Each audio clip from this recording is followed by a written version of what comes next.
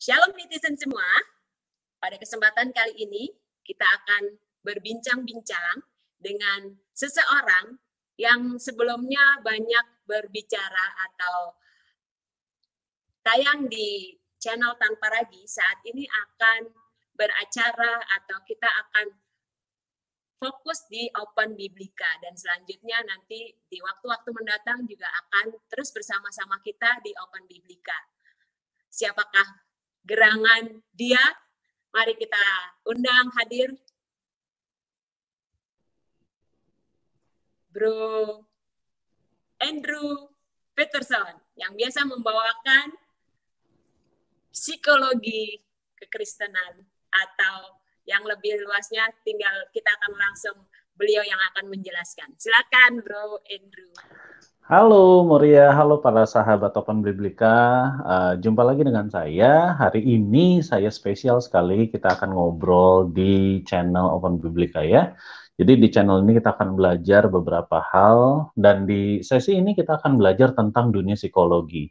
Dan di dunia psikologi malam hari ini adalah berbicara, kalau tadi teman-teman lihat judulnya di bawah ya, berbicara adalah kesalahpahaman kekristenan terhadap dunia psikologi. Ini adalah boleh dikatakan apa ya, isu lama sebenarnya, isu yang benar-benar sudah sangat lama. Kemudian saya angkat supaya apa? Supaya tidak ada lagi ibaratnya kesalahpahaman tentang pemahaman-pemahaman dunia psikologi. Nanti saya akan kasih tahu, jabarkan beberapa contoh-contohnya yang pernah saya alami secara langsung, juga teman-teman alami secara langsung, dan kemudian ada beberapa teman-teman yang gereja, yang pelayanan di gereja, hamba-hamba Tuhan yang mau berbicara psikologi tetapi tidak memiliki tidak memiliki pemahaman yang modern yang terjadi saat ini. Jadi perkembangan psikologinya nggak begitu signifikan gitu ya. Saya akan juga jelaskan beberapa beberapa hal yang apa sih yang terjadi di dalam psikologi abad ini, zaman modern seperti ini. Dan kemudian mungkin beberapanya nanti kalau teman-teman mau bergabung untuk ngobrol-ngobrol yuk tentang dunia psikologi, fenomena-fenomena apa saja, yuk saya undang nanti teman-teman untuk gabung. Tapi nanti ya, nanti Sistem Moria akan kasih lihat linknya untuk bisa join dan bergabung kita untuk ngobrol-ngobrol bareng. Nah sebelumnya saya mau manggil dulu satu sahabat saya yang juga seorang hamba Tuhan. Saya panggilkan beliau, Brother Albert. Halo Brother Albert, welcome. Halo on semuanya. board. Yeah. Selamat malam. Selamat malam. Selamat malam. Iya, selamat malam. Nah, kenalan dulu dong Brother Albert. Sehari-hari ngapain? Sehari-hari bernafas, makan, minum, tidur. Jawaban ngeselin ya.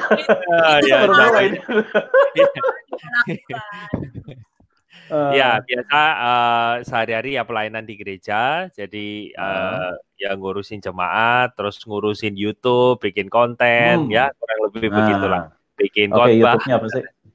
YouTube-nya Albert Kurniawan 2006.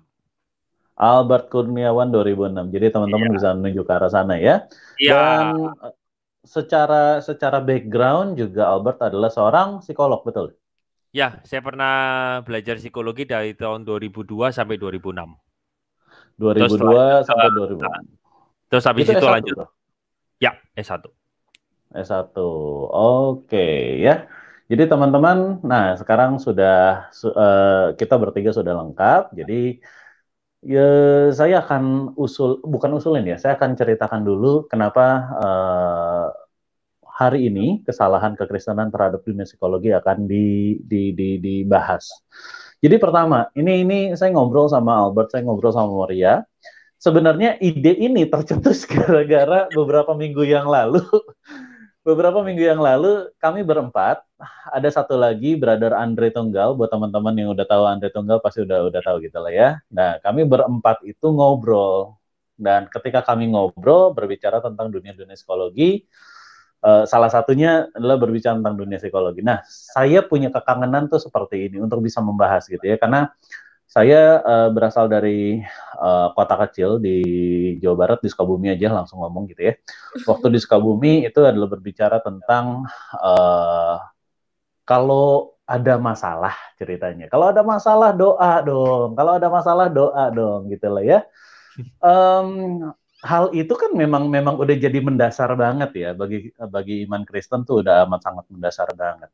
Tetapi pada saat itu boleh dikatakan gini, saya tuh masih ngerasa bahwa ada sesuatu yang masih diperbaiki, yang masih bisa dilakukan oleh seseorang di luar berdoa, gitu ya. Dasar pemahamannya adalah kalau kamu punya iman tapi kamu nggak melakukan tindakan, ya sama aja iman kamu kan kosong, ceritanya gitu, dasar firman Tuhan ya.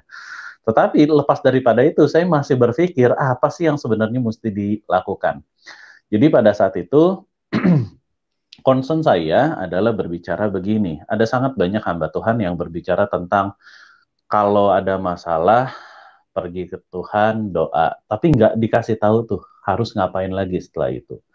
Beberapa orang, ya karena saya di kota kecil ya, di kota kecil tuh yang namanya psikolog itu nggak ada, tapi di kota besar kayak Jakarta, Bandung, ya kota-kota besar lah, yang namanya psikolog tuh udah jadi bahan alternatif daripada apa ya, daripada saya ke konselor, ke gereja, ke hamba Tuhan, menceritakan masalahnya saya punya alternatif yang ini orang kan nggak tahu saya. Biasanya terjadinya seperti ini.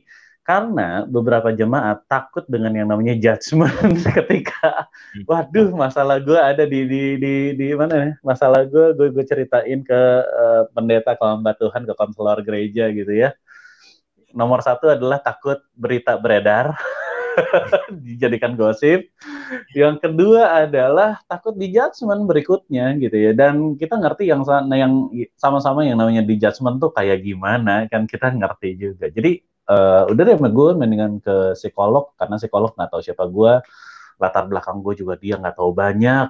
Dengan kata lain, gue sebenarnya safe berada di psikolog gitu ya. Itu yang kedua. Yang ketiga adalah sering banget saya mendengarkan bahwa kalau kamu mempelajari dunia ilmu psikologi, itu sama dengan mempelajari New Age. Gitu. Walaupun pada saat itu saya belum paham banget tentang New Age ya. Kalau sekarang udah paham banget. Tapi boleh dikatakan di sono waktu itu ya udah namanya kalau kamu mau berkembang, kamu belajar psikologi, New Age itu pokoknya sesat lah dan lain sebagainya. Jadi malam hari ini buat teman-teman kita tuh mau ngebahas tentang kesalahpahaman tentang hal-hal yang seperti itu, gitu ya. Nah, saya ngobrol dulu sama Bro Albert. Ada nggak sih stigma-stigma yang tadi yang saya sudah utarakan? Nah, cerita dong pengalaman gimana? Nah, kalau gue sih kebanyakan biasanya makanya gue ngajak jemaat itu berpikir begini loh. Seringkali kita itu kalau berdoa kita nggak mau berusaha. Jadi kita cuma andalkan satu aspek rohani gitu. Bagi gue selalu mengatakan begini, kalau kita berdoa tanpa berusaha itu males namanya. Tapi berusaha tanpa berdoa itu arogan. Makanya berusaha tanpa berdoa arogan, oke. Arogan karena merasa diri, ya gue bisa lah, semua berkat juga datang karena kekuatanku, kan begitu. Itu arogannya di sana. Jadi makanya ora et labora itu adalah gabungan keduanya. Dan terus gue juga memberikan sebuah kesalahpahaman kalau orang itu berpikir mujizat itu selalu cuma Tuhan yang bekerja, aku angkat tangan. Iya, itu sering ya kan? Itu sering kan? Nah, beberapa kali dan gue temukan mayoritas mujizat yang terjadi entah di Israel ataupun kepada orang-orang perjanjian baru itu selalu melibatkan dua belah pihak. Hanya satu pihak itu bisa dihitung tidak lewat dari mungkin tidak lewat dari 5 jari. Contoh misalnya begini. Kita pertama lihat misalnya bangsa Israel melawan bangsa Amalek gitu ya di dalam Keluaran 17. Gue cerita aja itu loh yang kisah kalau Musa angkat tangan menang, turun tangan kalah. Oh iya. Kan? Ingat ya itu pasti. Nah, pertanyaannya kenapa caranya gitu? Bisakah Allah itu melakukannya udah Israel kamu minggir aja seperti Sodom dan Gomora, aku akan kasih meteor? Bisa. Dan itu kemegahan Tuhan akan kelihatan kan. Tapi kenapa bahkan sampai Yosua harus berperang pada waktu Musa turun tangan itu kalah, berarti kan kalau kalah artinya ada yang terbunuh. Loh kenapa harus begitu? Kan Tuhan bisa berpikirnya bahwa ya udah kamu minggir aja semua biar aku yang turun. Nah, justru gue merasa bahwa gini, sembari ketika kita berusaha, di sanalah iman berperan. Tuhan, aku yakin engkau bersama dengan kami. Itu lagi bawa pedang. Kan nggak bisa gini, nggak mungkin aku kebal. Ya itu kalau dibacok mati-mati gitu kan. Tapi kan mereka harus berperang. Betul. Dan mereka di sana keterlibatan Tuhan dengan keterlibatan manusia itu berjalan bersama-sama. Gue bukan bilang bahwa Tuhan nanti kalau kita tidak jalan maju maka Tuhan tidak turun. Enggak. Tuhan bisa pakai cara begitu. Tuhan bisa pakai cara begitu, tetapi dia pingin melibatkan usaha manusia juga. Nah, sehingga dari sana kita coba deh periksa, banyak sekali mujizat yang terjadi itu begitu. Selalu keterlibatan dua belah pihak. Contoh, 5 roti 2 ikan. Oh, kita tahu banget kan. Mereka kekurangan makan. Itu ada jumlahnya kurang lebih, kalau laki-laki, perempuan, sama anak-anak, beberapa penafsir bilang 10.000 sampai 12.000 orang. Duit dari mana? Tapi bisakah Yesus menurunkan mana surgawi kali kedua? Kali ini di Perjanjian Baru. Itu lebih spektakuler banget. Itu malah langsung meredam suara orang-orang Yahudi atau orang-orang Farisi. Tapi yang terjadi malah Alkitab katakan itu roti dipotek. Sekarang gini, kita lihat ya, coba ya kita sama-sama amati bahwa panitianya berapa orang? Panitianya cuma 12. Ketuanya cuma 1, Yesus kan. Nah itu 5 roti dibagi 12 itu satu orang dapat berapa besar? Betul. Nah, tapi mereka disuruh untuk kamu bagi. Nah itu kan imannya pada waktu ngebagi itu kan diuji banget. Misalnya lu dapat potekan, misalnya kan rotinya itu kayak pizza ya. Lu dapat gampangannya lu dapat cuma 1/4. Tapi di depan lu yang lu harus bagi 20 orang. Gimana caranya? Satu orang dipotekin kecil-kecil kan? Nah, tapi habis itu kan itu depan lu 20, belakangnya 50. Alkitab bilang berkelompok 50, 100 dan seterusnya. Nah, lu kan di sana pada waktu ngepotek, lu kan sambil berdoa, Tuhan nggak cukup ini. Loh, kok keluar lagi? Loh, kok keluar lagi? Loh, kok keluar lagi? Kan kita nggak tahu itu gimana. Iya. Nah, sehingga pada waktu keterlibatan kita ada di dalamnya, kita malah merasa bahwa, wih gila, betul-betul ini sangat amazing.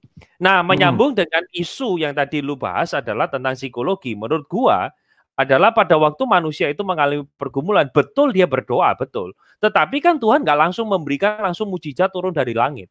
Tapi aku juga percaya bahwa Tuhan memakai para psikolog untuk bisa memberikan pertolongan. Karena ya Bro Andrew-nya kayaknya keluar. Keputus. Ya. Dia sinyalnya mungkin ini baru masuk lagi. Sinyalnya ini ya. Kita berdoa mujizat. Ya. Tadi yang keputus itu gue sampai di mana lagi? Jadi gue percaya begini, ketika manusia mengalami pergumulan, jadi ya Tuhan bisa pakai kok psikolog itu menjadi perpanjangan tangan Tuhan untuk menunjukkan kasih-Nya atau pertolongannya kepada orang yang bersangkutan, gitu.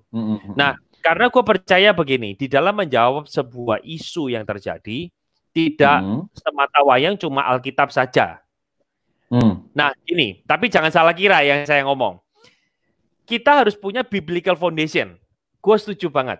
Dan gue percaya bahwa Alkitab itu memberikan segala fondasi dalam semua aspek hidup kita. Semuanya ada. Kita mau bicara topik apapun, Alkitab berbicara. Cuma memang harus dikombin dengan psikologi atau ilmu pengetahuan. Kalau gue mau lebih luas, ilmu pengetahuan. Contoh ya, contoh. Kalau mau ngomong pacaran, Alkitab hanya bilang, carilah yang sepadan. Sepadan itu apa? Salah satunya aspek seiman. Tapi misalnya pertanyaan dari jemaat kan gini, kalau pacarku beda 6 tahun boleh enggak? Lo Alkitab nggak ngomong. Sekarang pacarku, aku orang Batak, pacarku orang Aceh, boleh enggak menikah? Lo Alkitab nggak ngomong. Kalau pacarku cewek ya, tingginya 190, cowoknya 150 nggak sampai misalnya. Boleh nggak? Ini antara giant sama semut gitu kan. Daud sama Goliat menikah. Boleh nggak? Nah, Alkitab jujur kan nggak ngomong kan, bener nggak? Lu mau cari di manapun Alkitab nggak ada. Di sanalah kedua, aspek ilmu pengetahuan berperan. Nah, untuk menjawab isu pacaran, aspeknya apa? Ilmu pengetahuannya adalah psikologi. Ditambah satu lagi itu adalah yang ketiga itu norma masyarakat yang harus kita pertimbangkan. Itu sih. Oke, jadi nomor satu adalah landasannya firman Tuhan, kedua adalah psikologi, ketiga adalah tadi apa? Dan norma masyarakat. Norma masyarakat. Oke. Tapi kalau nomor 2 tidak boleh kontra dengan nomor 1. Jadi nomor 1 itu biblical foundation. Kalau nomor 2-nya itu sudah tidak sesuai ya berarti kita harus buang yang nomor 2-nya. Nomor 1 itu adalah primernya. Nomor 1 dulu ya. Ya. Selanjutnya. Nah, iya, gue penasarannya begini. Nomor 2 itu kan berbicara psikologi, dan psikologi itu apa yang selama ini Brother temukan di area pelayanannya Brother yang bertentangan dengan Alkitab. Contohnya apa dan bagaimana? Kalau gue sih belum ketemu yang bertentangan, tapi yang abu-abu yaitu hipnotis sih. Abu-abu. Nah, gue bilang abu-abu ini karena gini, tapi jangan salah kira juga sih teman-teman untuk para netizen juga. Abu-abu itu gue tahu bahwa hipnotis itu bukan kuasa gelap. Itu gue tahu. Jadi itu adalah sebuah skill aja untuk membuka alam bawah sadar. Sederhananya begitu saya terjemahkan dengan bahasa kontemporer lah gitu. Nah cuma gue abu-abunya itu adalah ya apa ya kok bisa ya instan banget perubahan itu terjadi. Oke, ini pertanyaan standar ya yang sering banget ditanyain sama apa ya sama beberapa orang di gereja lah. Ketika orang bicara tentang alam bawah sadar, asosiasinya adalah mengendalikan orang. Gitu. Dan mengendalikan orang itu adalah berbicara tentang bukan pekerjaan manusia. Dan namanya orang gereja, sorry itu saya, kebanyakan diasosiasikan bahwa itu adalah pekerjaan iblis dan sebagainya. Nah, dari pandangan dirimu sendiri nih, istilah pikiran bawah sadar atau alam bawah sadar itu kan istilah dunia awam ya, yang untuk orang-orang tuh nggak begitu mengerti. Nah, kalau dalam perspektif biblical, apa yang namanya pikiran bawah sadar? Apakah ada nggak sih hubungannya? Karena ya gue mesti ngedalamin itu anyway gitu, dan itu jadi kontroversial dulu tiap kali gue hadirkan ini loh hipnosis di gereja. Wah udah pasti kontroversialnya luar biasa. Orang kalau nggak terbuka dia langsung ngecapnya itu New Age lah. Ya. Gitu kan. Ya langsung capnya itu New Age. New Age itu apa ya? Satu gerakan zaman baru. Gue tinggal terjemahin doang ya. kayak keren. Maksudnya satu gerakan zaman baru yang seolah-olah menekankan kepada spiritualitas. Cuma memang prinsipnya tidak istilahnya harmonis dengan Alkitab begitulah. Jadi kayak ya meditasi lah seperti itu. Aku nggak dalemin sih. Cuma tahu kulit banget soal New Age gitu. Nah cuma kalau pertanyaannya apakah Alkitab berbicara soal dunia bawah sadar? Jujur gue bilang itulah area abu-abu yang gue harus perlu waktu untuk explore lebih dalam.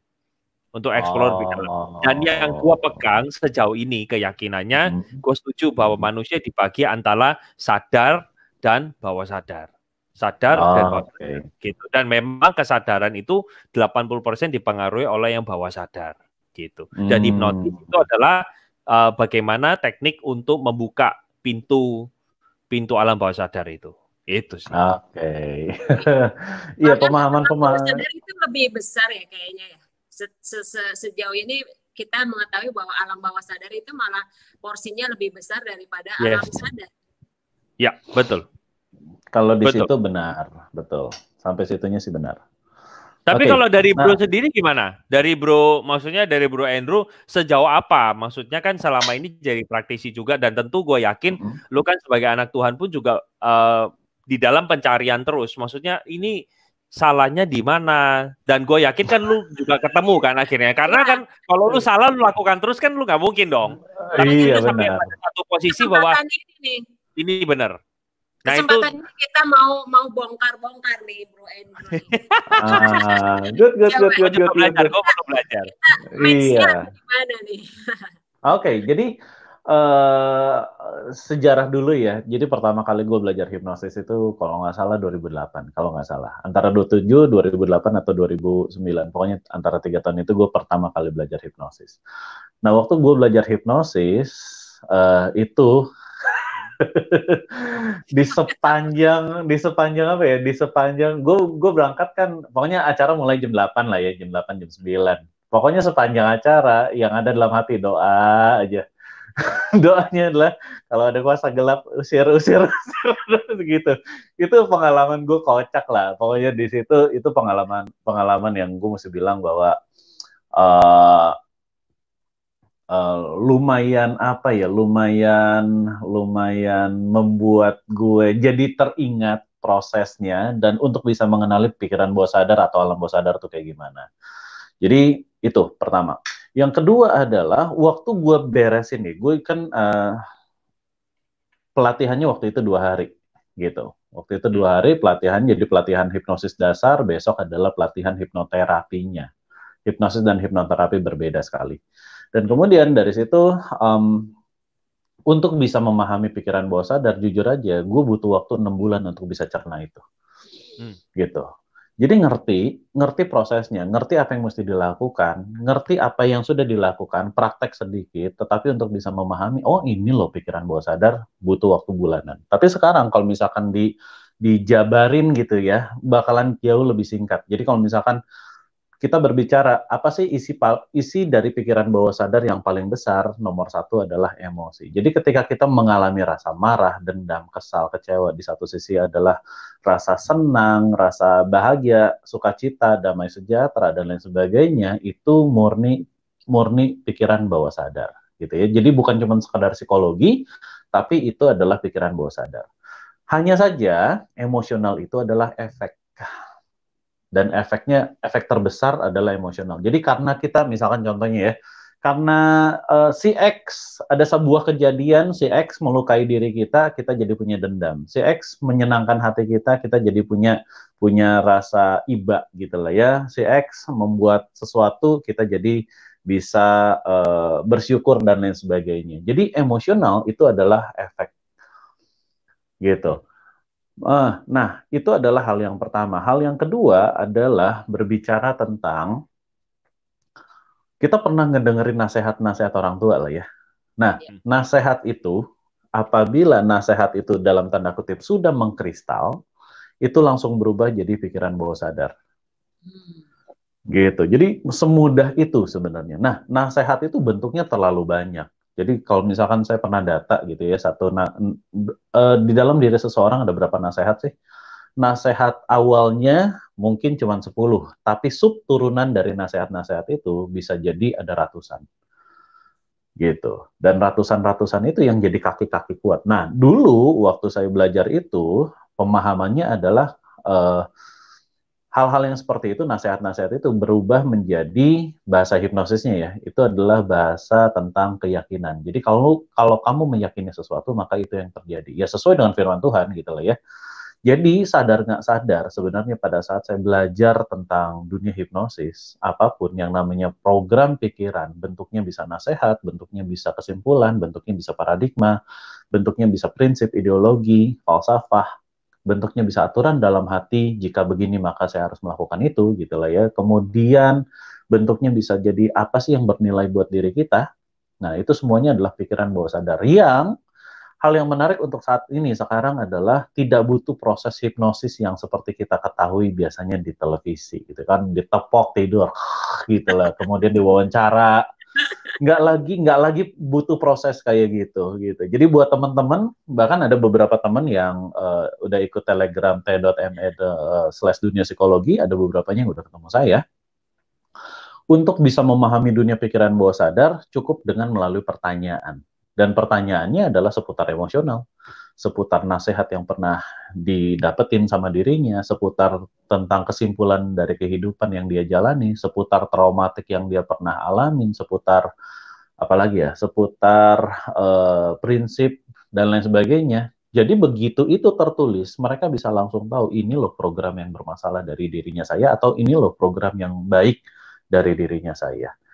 Jadi Sekarang kalau kita berbicara lagi tentang pikiran bawah sadar ada apa enggak, ya jelas ada. Cuman nggak banyak orang bisa mengcrack sampai, ibaratnya nggak usah sampai dibawa tidur kemudian ditanya kamu begini nggak, kamu begitu nggak. Interview aja ya sudah langsung berbicara tentang pikiran bawah sadar gitu. Nah, dari situlah baru saya bisa ngembangin gitu ya. Ada apa sih dengan seseorang? Permasalahannya adalah ceritanya begini. Ini ketika saya mendalami itu, saya mulai dari sebuah pertanyaan. Pertanyaannya amat sangat sederhana. Kalau orang udah punya emosi negatif, gimana cara cabutnya? Gimana cara melepaskan dari ketergantungan dari emosi negatif itu? Maksudnya adalah kita kan pernah lihat ya yang namanya orang temperamen, pasti pernah lihat lah ada orang marah-marah melulu, sulit banget kalau dia nggak marah tuh kayaknya bukan gue banget ceritanya gitu. Terus di satu sisi dia pengen loh berubah, karena definisi berubah adalah karena orang-orang di sekitarnya udah empat sama dia, udah muak sama dia, tapi balik lagi nggak tahu gimana cara ngerubahnya. Pelan-pelan mau marah mesti tarik nafas dulu, baru mereda dan lain sebagainya gitu ya. Jadi pertanyaan saya awalnya dari situ gitu. Karena waktu itu yang saya mempelajari pernah ngobrol dengan salah satu dosen psikologi lah ya, yang sayangnya old fashion way gitu ya. Jadi yang pemikirannya pemikiran yang kuno. Sayang banget bahwa pada saat itu jawabannya adalah kalau mau beresin emosional itu butuh waktu amat sangat lama. Belum lagi terapinya apa sih Bu gitu lah ya. Saya nanya, terapinya adalah cognitive behavior therapy, CBT gitu lah ya. Dan saya sendiri ngejalanin CBT, oh kayak gini, kok nggak ada efek ya gitu. Atau CBT baru bisa ada efek jika syarat dan ketentuan berlaku tergantung dari orangnya sendiri seperti apa. CBT itu apa singkatannya? Cognitive behavior therapy. Oh, I see. Gitu ya, cognitive behavior therapy. Buat teman-teman yang belum tahu, cognitive behavior therapy, kognitif itu adalah pemikiran kritis, behavior adalah perilaku, tindak tanduk perilaku gitu ya. Terapi adalah memproses gitu ya. Jadi cognitive behavior therapy adalah secara sadar pikiran kritis kita didesain untuk bisa punya perilaku yang baru, yang tadinya marah-marah sekarang bisa tenang, gitu loh ceritanya. Itu adalah proses CBT dengan cara memasukkan untung rugi, reward and konsekuensi atau reward and punishment tentang apa yang kalau kamu lakukan ini ruginya apa, kalau kamu lakukan ini untungnya apa, gitu ya. Itu CBT. Tapi hal yang menarik, CBT dari sekian banyak proses, keampuhannya tuh amat sangat kecil sekali, gitu. Ibaratnya andai kata ini emang agak lebay ya, tapi memang kecil. Dari katakanlah dari 100 orang yang berhasil paling 7. Kecil banget. Gitu. Kecil banget ya. Nah, dari situ saya mulai memahami ini ada yang bukan ada yang salah dengan terapinya ya, tapi pasti ada missing link yang nggak ketemu dengan terapi itu. Gitu.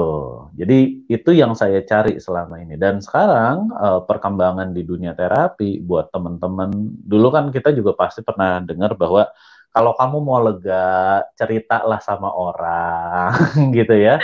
Terus kita nih diceritain sama si A, sama si B, sama si C, curhat ceritanya. Dan yang paling menarik adalah setelah diceritain, dia segar, kita yang lemes. Itu udah sering banget gitu ya. Sampai gue. Dan hal-hal yang kayak gitu. Iya, Anda puas kami lemas, dan tiba-tiba kan muncul pemahaman itu. Dan ya itu juga kan terjadi. Jadi saya melihat saya secara pribadi yang dari ya cukup dipercaya untuk dicurhatin orang, saya pun merasa kayak gitu ya. Dia beres, gue kenapa lemas banget dan seterusnya. Nah waktu itu saya mencari tuh jawaban-jawaban seperti itu. Bisa nggak sih dicurhatin orang, tapi kita nggak lemas? Itu satu. Kemudian pertanyaan itu dikembangkan, bisa nggak sih saya membereskan orang tanpa harus curhat? Gitu. Jadi pertanyaan itu makin berkembang dan akhirnya sekarang terjawab bahwa kalau buat teman-teman ya, ini juga pemahaman yang baru untuk membereskan masalah emosional, sama teman-teman sama sekali nggak perlu curhat. Yang diperlukan adalah cabut emosinya, Makanya di waktu itu di Tanpa Ragi ada tuh satu video yang judulnya cara membuang emosi negatif pembawa sial gitu lah ya.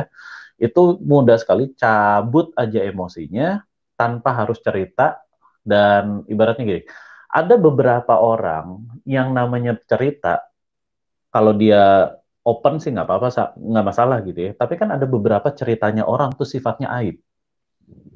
Oh. Gitu. Kalau udah sifatnya aib, kalau gua mau cerita, ini kan hati-hati banget nih. Ini orang bisa Mental block dipercaya juga apa ya. enggak?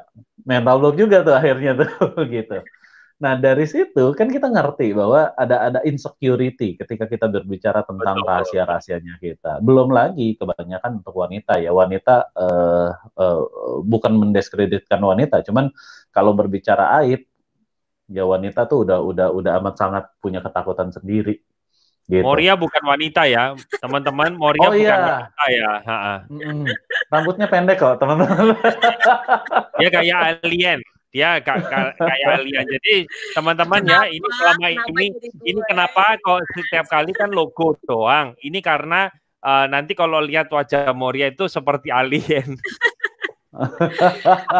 Berarti saya perlu terapi ke Bro Andrew nih kayaknya untuk bisa. Boleh. Oke, gini tadi menarik sekali bahwa kita tidak perlu curhat panjang lebar, apalagi untuk tadi disebut wanita agak-agak trauma untuk bercurhat tentang aibnya. Itu gimana? Hanya memandang saja atau harus via telepon atau mengirimkan sesuatu, itu gimana caranya? Yang satu kirimin duit dulu ya sebagai tawaran.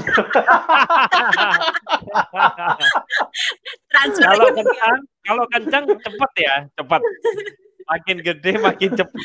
Makin gede makin cepat gitu. Jadi Bor, lu mau berapa menit Bor? Kalau lu mau 1 menit kayaknya itu makin kencang Bor. Harus ininya. Kalau temen gua ngomong ya, harus kemuliaan Tuhannya ada. Jadi cuma baru telepon, halo Bro Andrew, tolong bantu saya. Oke, saya sudah tahu masalahmu dan kamu begini selesai. Silakan ditransfer. Iya, itu menarik sih, itu menarik. Dalam arti kata, gue mesti ngapain ya untuk ngeberesin masalah emosionalnya gue, gitu ya. Dan yang menarik adalah gini, saya biasanya adalah membuat orang untuk bisa ketemu orang dulu ya, atau via telepon atau ketemu. Mendingan ketemu, atau misalkan kayak gini nih, kita live stream, bisa pakai WhatsApp call, bisa pakai Zoom, dan lain sebagainya. Untuk apa sih? Untuk mengukur dia bisa nggak mengikuti gaya komunikasinya saya. Gitu, itu satu. Yang kedua, dia bisa nggak mengikuti psikologinya dia sendiri. Psikologi tubuhnya dia sendiri, psikologi perasaan dia sendiri. Minimal 2 itu aja. Gitu. Jadi kalau dia bisa mendeskripsikan psikologi tubuh dan psikologi dirinya sendiri, nah saya bisa bantu banyak di situ. Tanpa harus curhat, tanpa harus cerita. Jadi yang dibutuhkan nanti udah dalam arti kata udah sesinya, udah apa ya, sesi realnya dilaksanakan, saya cuma butuh emosionalnya aja. Emosionalnya apa? Marah, dendam, kecewa, kesel, sakit hati, terluka, merasa ditusuk dari belakang, merasa dihianati, merasa di apa. Udah, saya cuma butuh itunya doang. Gitu. Kalau ini udah dapet, ada sensasi tubuhnya juga terasa. Kan biasanya orang sakitnya tuh di sini, megangnya tentunya dada gitu lah ya. Udah itu aja, udah cukup buat saya tanpa harus dia cerita banyak hal. Jadi pakai nyanyi aja sakitnya di sini. Gitu. Kan, makanya di sini kadang-kadang saya bawa gendang supaya dia bisa terhibur gitu, nggak cuma sekedar gitu ya. Jadi cukup seperti itu aja, nggak usah pakai metode-metode lama yang mesti beginilah, mesti begitulah, mesti curhat sekian jam lah, mesti terapi berapa kali lah.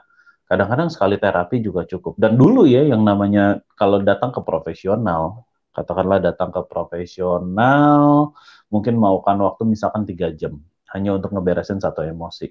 Sedangkan seseorang bisa punya belasan emosi yang mesti diselesaikan gitu ya. Jadi kan cukup melelahkan kalau pakai metode yang dulu, mesti belasan kali lah untuk bisa ke terapis profesional dan kemudian hilang emosionalnya. Kalau per hari ini misalnya emosi negatif gitu ya, cukup paling 10-15 menit aja langsung hilang. Jadi kita bisa next. Jadi kalau misalkan kita punya 1 jam, bisa jadi ada 6 emosi, 7 emosi. Walaupun sebenarnya ya, ini kalau udah 1 jam, biasanya emosinya yang kita bisa hilangin bisa jadi 20-30 emosi sekaligus. Gitu. Jadi lebih safe, lebih cepat. Efek sampingnya juga boleh dikatakan nggak ada. Udah, jadi secepat itu untuk memberesin orang sekarang. Jadi kalau Nah, Bro Andrew, kalau lu berarti bebas dong, Bro. maksudnya bebas? Artinya, maksud gua gini, teknik lu ini kan lu bisa pakai buat siapapun. Berarti Iya, betul. teknik ini pun juga berlaku buat diri lu sendiri. Misalnya, kita Iya. kan manusia kan nggak bisa lepas kan dari emosi negatif kayak gitu. Kadang ditikung orang, kadang disakiti orang, gitu kan. Nah, lu berarti pakai metode itu untuk diri lu sendiri untuk meredam amarah, dendam, dan lain sebagainya. Oke, pemahamannya adalah bukan meredam, tapi mencabut. Jadi database yang ada di dalam hati, itu dicabut. Begitu udah dicabut, dia nggak punya lagi database untuk marah. Gitu. Apakah Ya. mungkin kayak seorang dokter itu bisa mengobati dirinya sendiri, bisa seperti itu nggak kalau seorang psikolog? Kalau di dalam psikolog bisa. Kalau di dalam ilmu psikologi bisa. Kecuali yang udah amat sangat kasusnya berat banget ya. Gitu. Tapi kalau misalkan kasusnya sedang, kemudian menengah sampai berat aja, nggak pakai berat banget, gitu, pakai diri sendiri juga bisa. Kita bisa Apa melakukan itu kategori sendiri. berat banget itu? Kategori Mungkin berat banget misalnya adalah pernah trauma. PTSD, traumatik yang PTSD misalnya ya, Oke. Habis diperkosa, habis bagaimana itu betul, putus betul. cinta itu berat saja, itu ringan. Itu ringan. Ringan. Berat, bunuh diri gitu kan. Nah, Iya, bunuh ringan. diri itu udah masuk depresi, udah lumayan berat tuh. Kalau mau sampai melakukan bunuh diri itu udah lumayan berat. Gitu. Tapi baru lumayan berat, artinya belum berat-berat amat sih. Gitu. Jadi yang definisi berat banget tuh misalkan pernah terlibat perdagangan manusia dan dia adalah manusia yang didagangkan. Itu udah PTSD tuh ya mainnya ya. Kemudian tadi kasus-kasus pemerkosaan, kasus veteran perang yang tiap hari dengerin senjata gitu loh. Nah, itu udah kasus berat, mesti pakai bantuan orang lain. Tapi kan ada jiwa yang rapuh gitu loh. Mungkin buat kita nggak berat. Tapi buat dia jiwa berat yang... banget. Nah, ini menarik nih ya. Definisi jiwa yang rapuh sebenarnya itu adalah kesimpulannya dia. Nah itu. Nah, jadi kalau kita berbicara psikologi, sejak kapan dia mengambil kesimpulan jiwa gue tuh rapuh? Sejak kapan? Pasti ada apa ya? Ada titik pertama kali terjadinya hal tertentu yang dia konklusikan gara-gara kejadian itu gue memiliki jiwa yang rapuh. Tapi kan bisa tau bro, misalnya dia dapat definisi jiwa yang rapuh itu dikomparasi. Misalnya gini, misalnya ya, gue diputus pacar aja, aduh gue udah kayak mau mati. Rasanya tapi pengen ketika, tapi kalau misalnya gue tanya sama temen gue tanya misalnya 20 orang, ternyata kok gue sendiri yang begitu. Kan berarti kan gue boleh klaim bahwa, iya jiwa gue memang rapuh kalau soal cinta misalnya begitu. Itu boleh dong? Kalau klaim begitu ya boleh. Kalau cuma sekedar klaim ya boleh. Tapi kalau gue secara pribadi, gue akan ngejar pemikiran orang tersebut. Kejar dalam arti kata gini, kalau kamu sudah tahu, sudah memahami, sudah menyadari nih, jiwa kamu rapuh. Terus kamu mau terusin jiwa rapuh ini. Katakanlah, yuk kita terusin nih, misalkan kita andai-andai. Kita terusin ya, jiwa rapuh ini 2 tahun lagi dari sekarang. Kualitas hidupmu kayak gimana? 5 tahun lagi dari sekarang, kualitas hidupmu kayak gimana? Tapi kalau misalkan hari ini ada perubahan, kita anggap perubahan ini mujizat lah ya, kita nggak tahu apapun namanya, tapi kalau hari ini ada perubahan dari sudut psikologimu, jiwa rapuhmu udah berubah jadi jiwa yang kuat, jiwa yang strong, apa efek yang akan terjadi 2 tahun, 5 tahun, 10 tahun, 20 tahun dari sekarang? Gitu. Jadi dia bisa ngambil kesimpulan yang berbeda setelah diubah sudut pandangnya seperti itu. Asik. Gitu. Oke, teman-teman boleh bergabung di live stream ini ya. Cuma sayang saya nggak bisa share linknya di live chat. Bisa lihat di layar ya. Oh, ini sudah ada yang masuk. Boleh masuk kah sekarang? Udah ya. Boleh. Hai, hai. Hai, ini dengan siapakah? Rose. Gannya mana? Oh. Ganan Rose. Silakan Rose. Halo Iya. Rose. Oh, Bro Andrew, Bro. Halo. Ya, lagi Bro siapa ya? Saya Albert. Albert. Bro Albert. Iya, thank you, saya boleh ikut gabung nih. Ada yang mau tanya konsultasi. Apa itu? Saya pernah nonton Bro Andrew punya yang di Tanpa Ragi yang buang negatif itu loh. Saya coba, cuman saya nggak pakai magnet aja, bingung cari negatif utaranya. Cari Ibu beli kompas kali. Ibu jangan cuma beli magnet, beli kompasnya sekalian Bu. Jadi tahu oh ini arahnya. Kompas atau pakai itu pos kota. Lampu merah aja, lampu merah. Ibu bercanda juga ya. Oke, lanjut tuh. Ya, nah kan saya ngikutin nih waktu kemarin saya cari apa sih yang jadi problem saya gitu kan. Karena kemarin saya sempat ribut dengan suami besar. Ya. Gitu loh. Nah, itu karena waktu kemarin saya coba ikutin Bro Andrew punya arahan, ternyata saya kan memang pemarah. Tapi ternyata saya dari saya kecil sampai besar nikah itu kepercayaan diri kayaknya yang membuat saya seperti itu gitu loh. Akibatnya negatif terus gitu. Dan intinya ke suami gitu loh. Apapun. Jadi kayak udah ada stigma. Dan saya pun di stigma gitu. Dan itu jadi bikin kita ribut terus kan. Nah, terus ya, maksudnya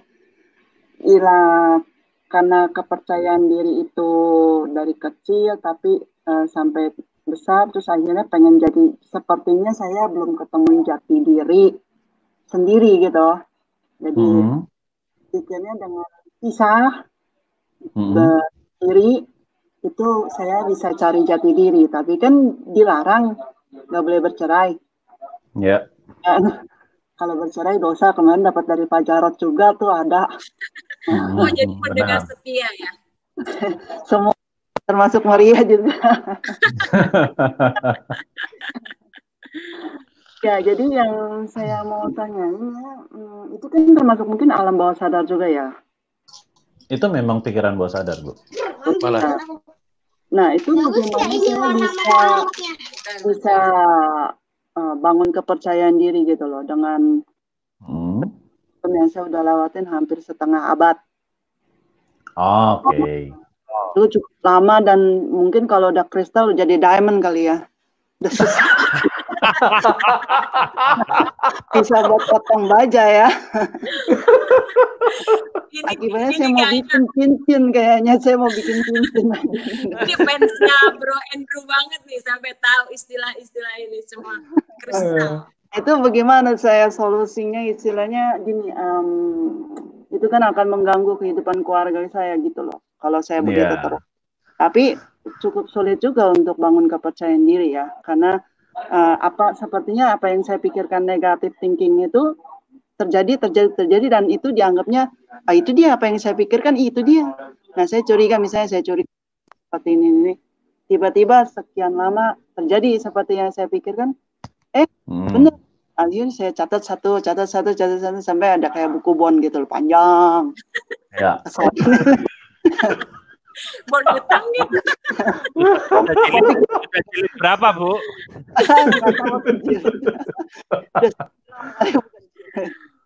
Jadi gimana tuh saya harus bagaimana itu menghilangkan stigma negatif terus menghilangkan ini yang istilahnya saya itu susah untuk saya anulir dan kepercayaan diri nggak ada. Seperti kalau saya bilang enggak itu saya jadi kalah sepertinya. Oke. Saya langsung jawab ya. Ego ya. Iya, ego. Oke, saya langsung jawab ya. Dan ini nanti Ibu bisa ini kan live, tapi kan live ini nanti Ibu bisa putar lagi. Jadi ini adalah beberapa pertanyaan yang bisa menggiring Ibu untuk menemukan akar masalahnya ya. Nomor satu, kalau kita berbicara tentang kehilangan jati diri dan berbicara tentang saya nggak tahu nih saya siapa, citra diri saya juga rendah dan lain sebagainya. Nomor satu, perhatikan baik kata-kata saya bahwa ketika saya berbicara tentang dunia psikologi, ada satu visinya saya, yaitu untuk bisa mengembalikan citra ibu. Siapapun yang lagi nonton di sini, untuk mengembalikan citra teman-teman semua, kembali kepada citra mula-mula manusia. Jadi kan kalau di kejadian adalah berbicara bahwa marilah kita jadikan manusia sesuai gambar dan citra gitulah ya. Jadi nomor satu adalah kita berbicara tentang citra. Nah, citra diri yang sudah rusak biasanya punya ketakutan, punya penyesalan, punya bla bla bla bla tuh banyak banget. Nah, sekarang Ibu boleh tuliskan ini di kertasnya Ibu. Kalau Ibu punya kertas, kalau nggak di HP-nya Ibu, tuliskan begini. Apakah kalau saya renungkan di dalam hati saya, apakah saya adalah orang atau anak yang ingin dibuang oleh orang tua saya? Gitu ya. Ini saya langsung menuju akar masalah yang paling sering mungkin terjadi karena ya itu bisa merefer ke sana ya, itu satu. Yang kedua adalah kalau itu ternyata lolos. Ternyata saya adalah anak yang diinginkan, berarti akar masalahnya bukan itu. Akar masalah yang kedua adalah, apakah waktu kecil saya sering dibanding-bandingkan? Gitu ya. Dibanding-bandingkan sama anak tetangga boleh, sama anak siapa juga, Ibu bisa-bisa itu gitu ya. Yang ketiga adalah, apakah saya sering dibully? Gitu ya. Yang keempat, apakah saya pernah mendapatkan sebuah kata-kata yang membuat saya amat sangat kecewa dan kata-kata itu dilontarkan oleh orang yang saya kagumi. Misalnya dari guru gitu ya, guru pernah bilang bahwa kamu adalah orang gagal, kamu nggak bisa apa-apa, masa gini aja kamu nggak bisa melakukan sesuatu. Siapa kamu? Misalkan begitu ya, contohnya aja. Oke? Jadi Ibu telusurin tuh satu-satu dari pertanyaan-pertanyaan saya itu. Kemudian kalau misalkan sudah ketemu jawabannya, Ibu mengingat kejadian masa lalu, pasti nanti muncul emosi-emosinya. Emosinya itu, Ibu silahkan rilis pakai magnet, gitu ya, sama kayak kemarin. Jadi kalau kita udah berbicara tentang citra diri, ini lapisannya banyak, lapisannya amat sangat banyak. Gitu. Kadang-kadang, misalkan ya, yang tadi pertanyaan keempat adalah berbicara begini. Saya mengagumi papa saya mengagumi mama saya, tetapi papa saya nggak pernah support saya, mama saya nggak pernah support saya, gitu. Atau bisa juga saya waktu kecil sudah kehilangan papa mama saya sejak muda. Misalkan ada anak yang tumbuh kemudian usia 5 tahun papa mamanya udah nggak ada. Itu juga bisa kehilangan citra diri ya. Jadi Ibu boleh cek dari 5 pertanyaan saya itu, Ibu cek satu persatu. Yang tadi, apakah, ya udah 4 ya, benar ya. Apakah ada masalah di area-area itu? Ibu tulis ya. Jadi ingat sesuatu, Ibu tulis emosinya apa, Ibu lanjutkan dengan terapi magnet yang pernah saya lakukan di Tanpa Ragu. Oke. Gitu. Nanti saya mesti di list gitu ya. Berarti itu untuk menumbuhkan kepercayaan diri ya, dengan mencari kebenaran. Gini, bukan untuk menumbuhkan percayaan diri dulu, tetapi untuk mencari akar masalah dan mencabut akar masalahnya. Gitu ya. Kalau sudah dicabut akar masalahnya, baru Ibu bisa numbuhin. Ibaratnya kalau misalkan kita berbicara tentang, ini gue lagi nabur benih di tanah yang mana nih, gitu loh. Jangan-jangan tanahnya ilalangnya mesti cabut dulu, gitu loh. Baru di tanah subur itu, gitu. Oke. Gitu Ibu ya. Oke. Mantap. Ya, makasih ya, Bro Andrew. Sama-sama, Ibu. Yes. Oke. Ini ada tamu berikutnya dengan Pak Sam. Halo Pak Sam. Halo malam Pak. Ya. Jadi saya ingat tuh dulu lama ya, sempat juga menjadi pasien psikiatri. Oke. Saya pertemuan pertama ditanya masalahnya apa sih, cerita kan, cerita. Jadi ibu itu hanya menampung, mendengar, sebenarnya ya jadi pendengar yang baik, memang bagus juga. Mendengar, lalu dia memberikan responnya tidak banyak karena alasan dia, saya harus lebih banyak lagi mendengar, maka dischedulekan kembali katanya. Oke, schedulekan kembali. Terus yang saya dengar lagi berikutnya dia tutup gini, Bapak beragama iya, coba lebih taat beragama, lebih berdoa segala macam. Oke, saya pulang dan saya besok tidak mau kembali lagi. Saya bilang saya ke psikiater mencari pertolongan bersifat medis, bukan mencari bersifat rohani kan gitu. Saya butuh ilmu pasti. Nah, belakangan saya akhirnya belajar sendiri. Tapi kadang-kadang kalau kita dalam tadi seperti yang jiwa rapuh yang sebut melankolis mungkin ya. Saya menyebutnya sebagai melankolis lah, orang yang terlalu perenung, yang meresapi segala sesuatu gitu kan. Baper dan sensitif ya. Iya, misalnya melankolis lah. Kadang-kadang saya kalau melankolis juga puisi saya bisa banyak. Oh, puisi. Jadi bisa nangis sendiri, bisa berpuisi. Orang yang berjauh-jauh itu banyak, cuman hal tertentu aja dia kapan bisa perasaan itu datang gitu. Dan memang orang-orang seperti itu yang mudah terguncang psikologinya, psikiatrinya. Jadi pada saat itu kan saya Kristen tapi bukan Kristen. Jadi KTP lah saya bilang gitu ya. Malah yang saya tangkap begini, kesalahpahaman dunia psikologi terhadap kekristenan. Jadinya saya dapat seperti itu. Kesalahpahaman dunia psikologi terhadap. Oke, ini menarik. Gimana Pak? Jadi begini. Kekristenan itu adalah iman. Iman. Lalu di dalam iman itu breakdown-nya ada doa. Di dalam iman ada definisi di breakdown lagi, di situ ada unsurnya namanya doa.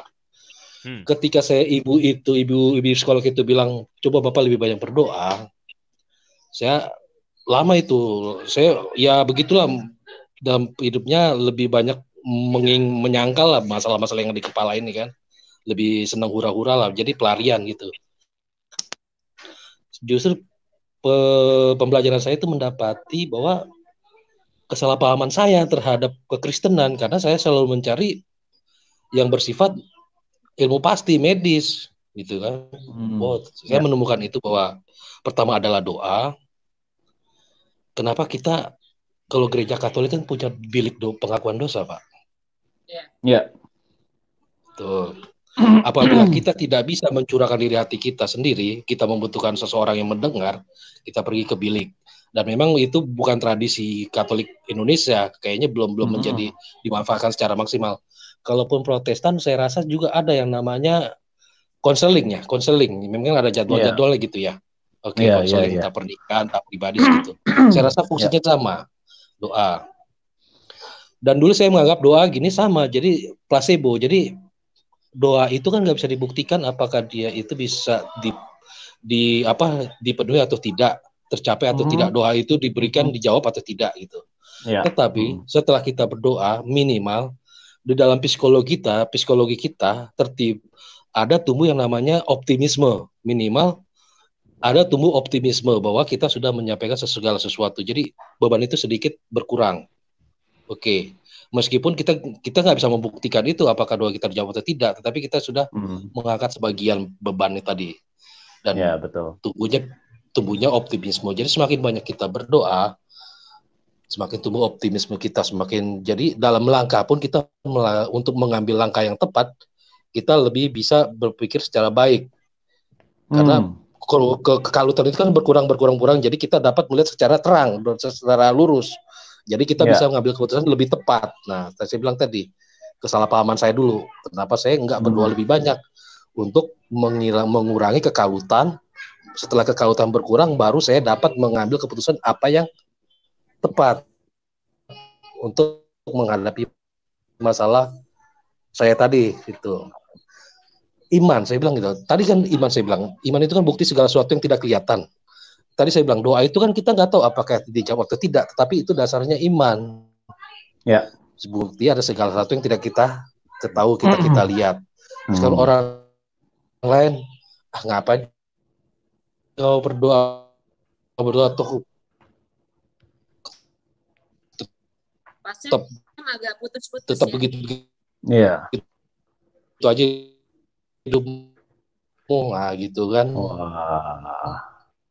Tetapi yang ada adalah kita terus iman. Bu, putus-putus Pak. Pasien putus-putus Pak. Tapi intinya sudah. Ya, udah kedengeran. Iya, ya. Udah kedengeran? Ya. Kedengeran. Oke. Langsung poinnya aja Pak. Oke. Ya tadi, akhirnya saya menemukan justru agak putus-putus bahwa yang terjadi adalah kesalahpahaman. Dari saya kan langsung ke Jawa. Dulu kan suka baca ada yang nulis sate. Oke, Pak. Prosesnya sate dan itu kan adalah sama. Bukan berarti psikologi itu nggak penting.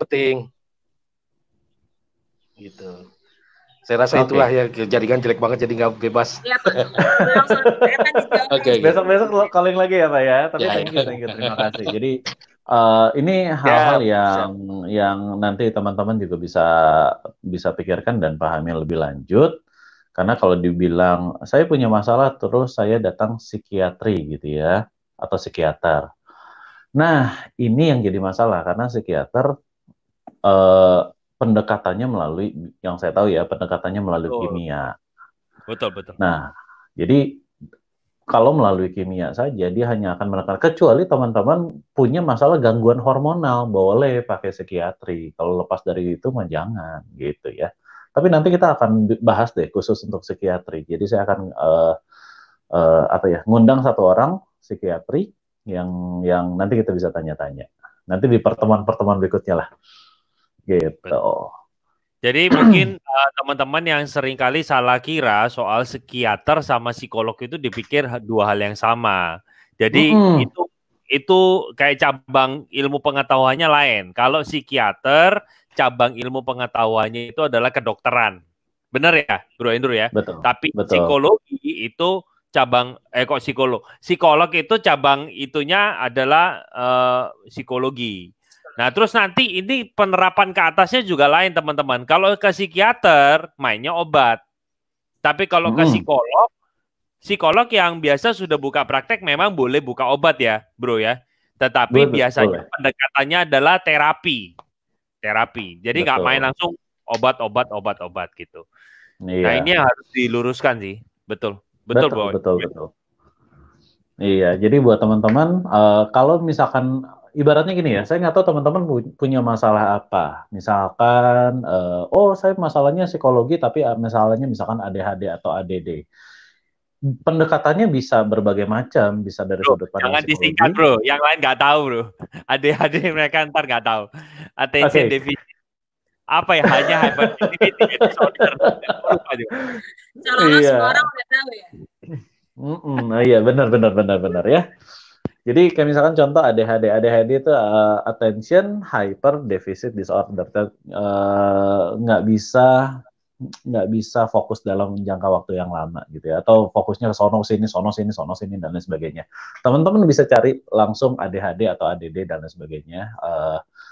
Termasuk juga autisme gitu ya, ada beberapa autisme yang harus pengobatannya misalkan pakai obat dan lain sebagainya. Nah, kalau misalkan saya anggap teman-teman adalah manusia normal ya, tidak berada di area-area tersebut, teman-teman boleh masuk ke t.me/dunia psikologi untuk bisa mengetahui masalahnya di mana gitu. Jadi nanti teman-teman bakalan ketemu saya, bakalan ketemu teman-teman psikolog yang lain yang juga bisa membantu. Kemudian nggak cuma sekedar bantu, tapi kita juga bisa kasih solusi. Kalau ternyata solusinya memang ternyata harus ke psikiatri, kita akan ngomong terus terang. Tapi kebanyakan justru bukan ke arah sana. Gitu. Jadi teman-teman silakan masuk ke t.me/dunia psikologi. Gitu. Mantap. Oke, teman-teman, kita sudah 1 jam ini dan jujur aja ini sebenarnya pengen masih ngomong banyak, tapi kita tahan ya untuk minggu depan. Karena minggu depan saya tetap akan ngundang Albert lagi. Waduh. Lihat.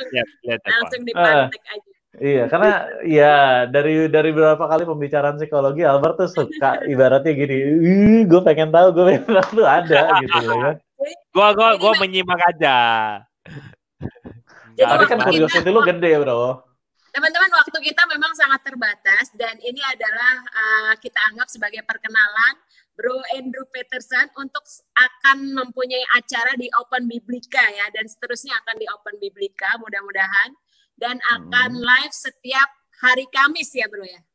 Yes, setiap hari Kamis jam 7. Setiap hari Kamis jam 7. Dan teman-teman bisa siapkan pertanyaan-pertanyaan nih yang berhubungan dengan psikologi, atau mungkin sesuai sama temanya ya. Betul. Nanti kita akan kasih tema-tema yang teman-teman yang biasanya sangat beredar gitu ya di stigma masyarakat, khususnya stigma gerejawi gitu lah ya, supaya bisa diluruskan banyak hal seperti itu. Makanya saya tetap pengen ada Bro Albert nemenin saya, karena sudut pandang gerejanya tuh mesti dari lu, bro. Apakah terapi dengan shortcut itu diperbolehkan atau harus melalui proses yang berdarah-darah? Betul, itu pertanyaan Moria, itu pertanyaan umum tuh. Katanya yang namanya proses perubahan tuh perlu bersakit-sakit dahulu, bersenang-senang kemudian kan. Kan ada yang kayak gitu. Kalau ada yang cepat, kenapa harus lambat? Iya, maunya. Benar. Oke, kita masih boleh berapa? 8 menit lagi deh, atau 5 menit ke depan. Kalau masih ada yang mau tanya-tanya. Kalau enggak, tinggal Bro Andrew aja panjang-panjangin lagi. Gimana keresahan saya? Keresahan. Apa kita bongkar aja ya, Moria nih psikologinya kayak gini nih, kita bongkar. Jangan dong, jangan di live, tapi waktu berdua saja. Oh enggak. Ini teman-teman masih boleh masuk ya, waktunya boleh 5 menit lagi sebelum kita sudahi pertemuan malam ini. Ini kesempatan sekali. Oke, kalau dari Bro Albert itu gimana nih? Ada hubungannya nggak apa yang kita bicarakan di sini dengan nantinya akan diterapkan pemahamannya di gereja atau dalam pasti ada lah, pasti ada. Jadi salah satu tadi yang contoh yang bagus sekali dari yang tadi pertama yang gambar bunga itu ya, rose itu menurut gue itu benar sih. Itu yang pertanyaan-pertanyaan yang harus di istilahnya ditanyakan oleh orang kalau misalnya citra dirinya buruk. Benar-benar. Nah, jadi, kita kehadiran saudara kita nih, langsung. Oke gitu. Gue rela deh nambah 1 jam lagi lah. Langsung cabut nih. Enggak, ada mungkin ada sinyalnya tidak bagus. Coba kita undang lagi. Halo Bro Andre Tunggal. Halo bro, ngapain aja, gue udah ketinggalan banget itu. Apain sih barusan makan telepon dia, barusan makan telepon. Ngomongin apa sih? Aduh, kita munculkan judulnya deh. Psikoanalisa. Oh bukan, kesalahpahaman. Sebenarnya terlalu keras nggak sih kalau ngomong kesalahpahaman gitu? Nah itu tuh, Dre. Gimana tuh, Dre? Ini pas banget loh, Andre itu datang.